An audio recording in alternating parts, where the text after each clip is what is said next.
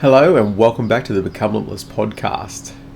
This episode I want to talk about understanding fear, because there's a lot of fear in the world in this day and age, and being able to understand fear, what fear really is, and how we can then approach fear. And obviously I'll give you some tips and tricks on how I deal with fears. Because of my job, I am constantly, or I'm more inclined to find things that I'm fearful of. And that's actually, again, the comparison between fear and danger.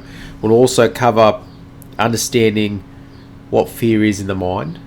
And that is, is it just in the mind? Is it something that's outside us? Is fear something that we can, is it a construct? What is fear exactly? And then, again, I'll go over little tips and tricks on how to work with fear, be one with fear. And being able to do that, then we can live our limitless life. So without further ado, let's get straight into this episode. A person can create fear. Let's straight away start with that. You create the fear. And fear is normally an emotional response to thoughts that have arisen from a circumstance, situation, something going on in your life. So let's get that a little bit nulled down a bit more. Fear will allow you to become aware of something. That's all it is. It allows you to have awareness over something. That's what anxiety is, a certain type of fear. You get anxious. It's bringing awareness to something that's going on inside your brain. And then obviously that what's going on inside your brain is then connected to what's going on outside of you.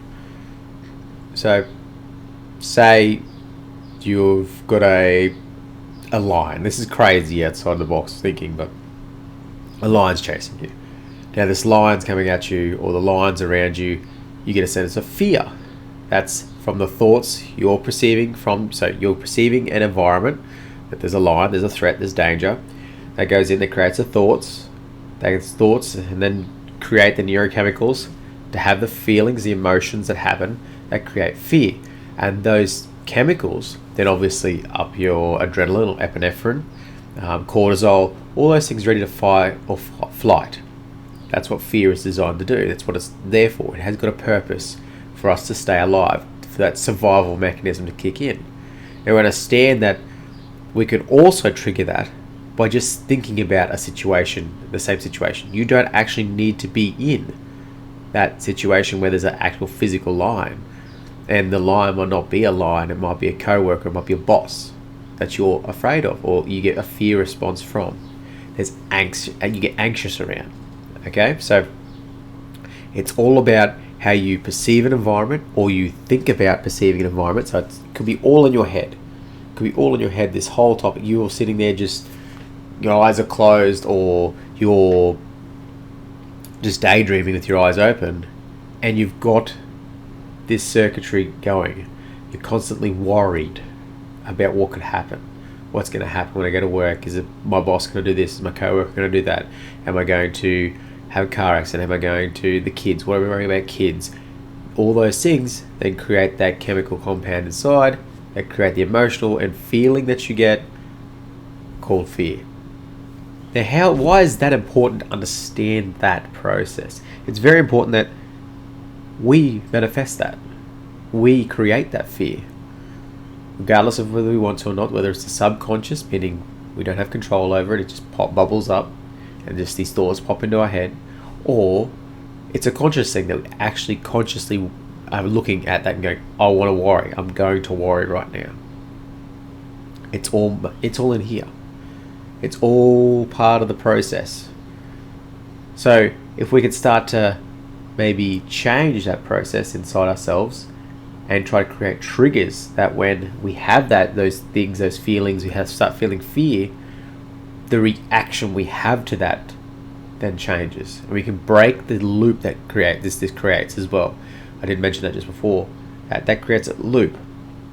That feeling of fear normally then feeds the thoughts in your brain, that feeds the chemicals and the feelings of fear, and you can see how that just becomes a loop. And then a lot of things in life are a loop. That's what they're doing. They're looping. You feel, or you think, you feel, you feel, you think. You think, you feel, you feel, you think. And that's a lot of different things, a lot of different emotions that we have. And when they're disempowering, especially in times where we don't need to be in fight or flight, if there's no immediate danger. Now let's talk about danger. Danger is something that's real outside of you. You're running and a push bike's coming your way or a car's coming your way and you're like, whoa! You get the surge, you get the fear response, you're like, whoa, you get heightened, cortisol, epinephrine, so adrenaline spike, and you're able to get yourself into a safe location or safe area. It will, as best as possible, get yourself out of a dangerous situation, a danger. That's where it's useful. That's where fear is important, to keep us vigilant, getting ready to go, getting ready for us to fight or flight. Same thing, any situation, there's a person following you, you feel uncomfortable, you start to get the fear, you start to feel it building because someone's following you, you're like, are they going to attack me, are they going to chase me, what's going to happen here, what's going on? Your brain starts going through all those possibilities. It also boosts those chemicals I just said before, epinephrine, cortisol, a whole host of other ones that take all the blood away from the internal organs to the muscles, ready to run or fight. It's a survival mechanism, and it's important that we have it in those situations so we're ready. What's very important is that when that fear is gone, that we can calm those circuits down, turn off everything that's shunted the blood to the brain, to the muscles and the extremities. We start to balance, bring our bodies back into homeostasis, which is balance for the body, and we start to calm down again. That's the trick, okay? So, danger and fear are two different things. Danger is something outside of us in the environment, and fear is our perception of that danger.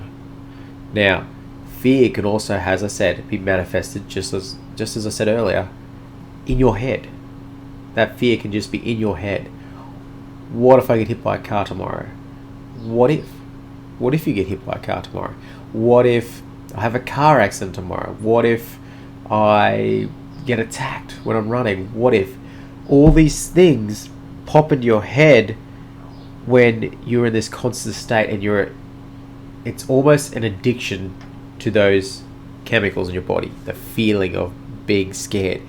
You hate that feeling. Like, most people don't like that. That's a horrible feeling, to be scared. It also goes into a whole other topic of why horror movies are so popular, because people are addicted to the feeling of being frightened or scared, or that fear. And that's why they're so popular. There's so many people. I don't understand it personally, because I don't like feeling scared at all, so I won't watch movies like that. But I also, on the same thing, I don't like being scared either. I like fearful outside of that. I don't like that feeling of that, because it automatically, as soon as your brain perceives something that you should be fearful of, and you need to obviously activate all those that circuits and all there's things that go on inside the body to get yourself ready to fight or flight. That's an automatic response, and I really don't like automatic responses. I've got this thing against having automatic responses, and I know a lot of it, like, you need to have automatic responses. Your brain, you can't consciously control your breathing, your circulation, your blood. There's so many things going on in the background, but those things, especially when I don't want them to be there, especially like for myself, having an anxious feeling around ringing people, relying on people too. I've got this thing where I can't ask for help. I don't know why that developed. I'm working on that as well, but I get this anxious, scared feeling or fearful feeling when I have to ask people to help me, or any of that kind of stuff. And I don't like that uncontrolled feeling of that coming up. So you dive down into it. And again, I'll say it again, all these podcast episodes are just to help me as well. By teaching and explaining all this information to you, I can then learn as much for myself. So if you're struggling with any topics, like especially with this fear, then try to explain it to your family members. Try to explain it to your kids. Try to explain it to anyone in your immediate circle or your work group, so you can get it in your head too, because it's very powerful being able to get this in your head, this information. The more we understand that it's just the thoughts of perceived danger, whether it's dangerous or not, and then the emotional response from that, and then obviously the mobilization of those different chemicals and blood to areas that we need it when we're in that fight or flight state. So it's very important that we aren't in tomorrow when it comes to worrying and fearfulness about what's going to happen in the future. We don't live in the future. We live now. And that's a powerful, powerful, powerful, powerful thing to realize. When you're living in now, you can only be concerned about what's happening now. What's coming at me now? What are we doing now? What am I doing now? Concentrating on what's happening now. And I can control what's happening now. That fear starts to creep in when we get addicted to those sensations because we almost manifest or daydream about the worst case scenario down the track. And the more and more I look at manifestation and vibration and quantum theory and all those things, and how we vibrate attracts the things we want to, things in life that are coming towards us, are a direct relationship and direct response to the way we vibrate and what we vibrate informationally. So all those things, and obviously stay tuned for another episode. There will be one of those ones where I talk about manifestation, vibration, quantum mechanics. It gets pretty crazy. It's awesome, but it's amazing to think like that too. But when you're doing that, you're more likely than not attracting those kind of things to your life. You're attracting what you're worried about, you're attracting to you. So if it's not happening now, in the now, you don't need to be fearful of it. Now, I'm not saying you don't look in the future and see problems and go, I need to solve that, or start to put plans in place, steps in place to mitigate those obstacles or options or problems that are could be coming my way. You can put things in place ready to go, but you don't need to be scared or fearful of this situation that might be coming your way. And it's very interesting. I think I've already said it on this podcast, but Will Smith always likes to use the example of you doing your skydiving. If you've ever done skydiving or bungee jumping or anything, it's going to give you a thrill, give you that kick of adrenaline, epinephrine when you go to do it, and you're scared of it. You don't function well all the way up into it. Like you're hard, your brain's not, you're focused somewhere else, you're not in the now, you're not worrying about what you can control, and you're worried about what's happening in the future. And it's important to understand that you can see how your life up until that point, up until you do the jumping out of the plane area type of thing, or whatever you're doing to get that kick, or that's whatever's scaring you. You don't need it to let it ruin your life, because that's not scary. Up until there, there's nothing to be scared of, there's nothing to be fearful of, there's no danger up until this point. So why are you scared between here and here? This doesn't make any sense. So worry about what you can control now, and then when we get to the fearful part, and if we have to, put some steps and plans in motion so that we can deal with what's going to happen. When we do that, then we can start to manage the fears that are going on. We can start to gain control over what's going on inside us, and that's what it's all about for me, is gaining control. And always remember that there's what if it doesn't happen. It's very important. I listen to a lot of the Shaolin monks and things like that about philosophy and the way they try to perceive the world, or the way they perceive world. Not try to, they perceive world, because everyone perceives the world in a different way. It's crazy how that's why we've got so many different people and unique people, and it's amazing. And and all these unique people are exactly what we need in the world to have these different conversations and topics coming up and talking about. So, but what if we don't? What if it doesn't happen? Do we think about it? Most of the time we worry about what is happening or can happen, and we don't think about what if it doesn't happen. What's a positive? What are some of the things that can happen, come out of this? How can I grow out of this as well? How can we reframe, change the way we think about the fear? What is the situation that's coming? How can I reframe that to be not a scared or fearful thing, but something that I can grow and become limitless with? And the more we can do that, the more you can understand that I have control over this amazing power in my brain, then the chemical cocktail that it sends down into my body. I have control over that. There's a certain level of autonomy to it, like it's going to keep doing that loop as we were talking about. But I can start to control the way I think about the environment or the danger or whatever the anxious feeling is. I can start to think about that. I can break that loop, and we want to create a trigger when it comes to that. The first tip I would like to share is you can't feel limitless. You can't feel like less fear if you are fearful of your surroundings. If your surroundings, the people, the environment is a scary, fearful environment, it's going to be very hard to break that, because you are your environment. You are your environment, as we can see from what we think and what we perceive from our environment directly relates to the chemical compounds that are going in our body and how we react physically and mentally from the environment. So we are our environment. We are our surrounds.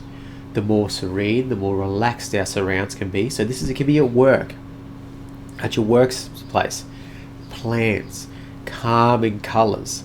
They can relax you. Take 10-15 minutes to do some meditation, deep breathings and breathing. Being able to do that will allow you to,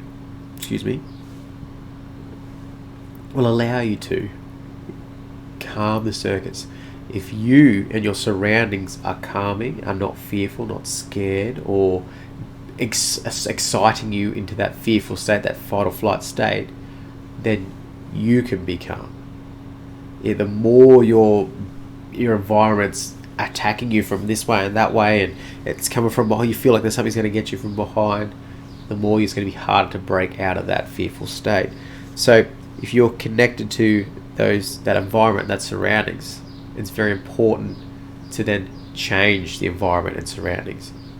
You can change it with your intent as well. That's another episode we're going to talk about intent and your intention and how important that is.